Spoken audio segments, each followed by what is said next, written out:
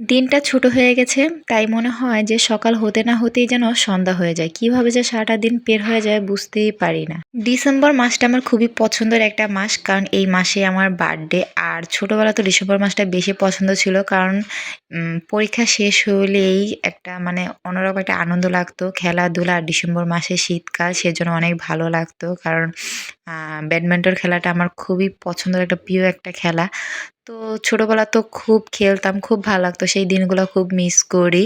আর পরীক্ষা শেষ হলেই ঘুরতে যেতাম। আর পিঠার উৎসব তো থাকতই। কিন্তু এখন এই জিনিসগুলো খুব মিস করি। কারণ এখন তো বড় হয়ে গেছি, পড়াশোনা নাই। সেই পড়াশোনা শেষ, স্কুল ছুটির যে একটা আনন্দ ছিল সেটাও এখন আর নাই। তবে ছোটবেলার সেই দিনগুলো অনেক মিস করি। আপনারা কি মিস করেন? অবশ্যই কমেন্ট করে জানাবেন। তো হ্যালো, আসসালামু আলাইকুম সবাইকে। আমি আফরিন আবার চলে আসলাম একটি ডেইলি ব্লগ নিয়ে। সবাইকে ওয়েলকাম জানাচ্ছি আমার ব্লগে। আর আমার ব্লগগুলো আপনাদের কাছে কেমন লাগে কমেন্ট করে জানাবেন। আমি সত্যিই জানি না যে আপনারা আমার ভিডিও সত্যি পছন্দ করেন কিনা।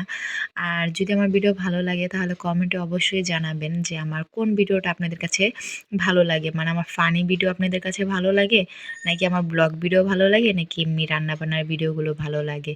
এটা যদি কমেন্ট করে জানান তাহলে আমি খুবই উপকারিত হব। আপনারা যদি আমাকে কমেন্ট করে জানান যে আমার কোন ভিডিওটা ভালো লাগে, তাহলে আমি ইনশাআল্লাহ চেষ্টা করব সেই ভিডিওটাই বেশি করে বানানোর জন্য।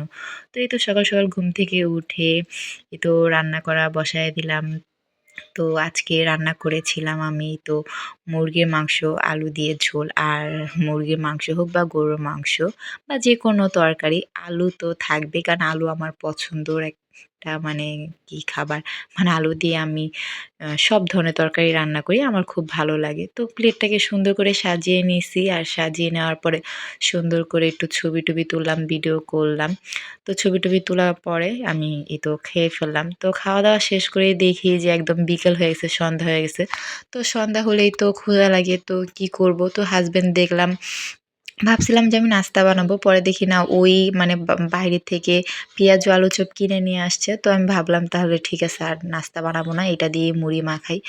তো পেঁয়াজু আলুর চপটা খুবই মচমচে ছিল, গরম, গরম আনছিল, খুব ভাল লাগছে। এভাবে পেঁয়াজু আলুর চপ বেগুনি দিয়ে মুড়ি মাখালে কিন্তু রোজা, রোজা মানে একটা ভাব চলে আসে। খুব ভাল লাগে আমার এভাবে খেতে। আপনাদের কাছে কেমন লাগে কমেন্ট করে জানাবেন। আমার কাছে তো অনেক পছন্দ। এভাবে মাঝে মধ্যেই সন্ধ্যাবেলা এই নাস্তাটা হালকা পাতলা খাওয়া হয়। তো বসে, বসে ছবি দেখছি আর বসে, বসে এই যে মুড়ি মাখা খাইতেছিলাম। কথা বলতে, বলতে কিন্তু আমার মুড়ি মাখাও শেষ, আর মুড়ি মাখাটা অনেক মজা হইছিল। তো আজকের ভিডিওটা এই পর্যন্তই। দেখা হবে নেক্সট কোনো ভিডিওতে। আর আপনারা কিন্তু অবশ্যই কমেন্ট করে জানাবেন আমার ভিডিওটা আপনাদের কাছে কেমন লেগেছে। সবাই সুস্থ থাকবেন, ভালো থাকবেন। আর এতক্ষণ পর্যন্ত আমার ভিডিওটা দেখার জন্য সবাইকে অসংখ্য ধন্যবাদ। আল্লাহ হাফেজ।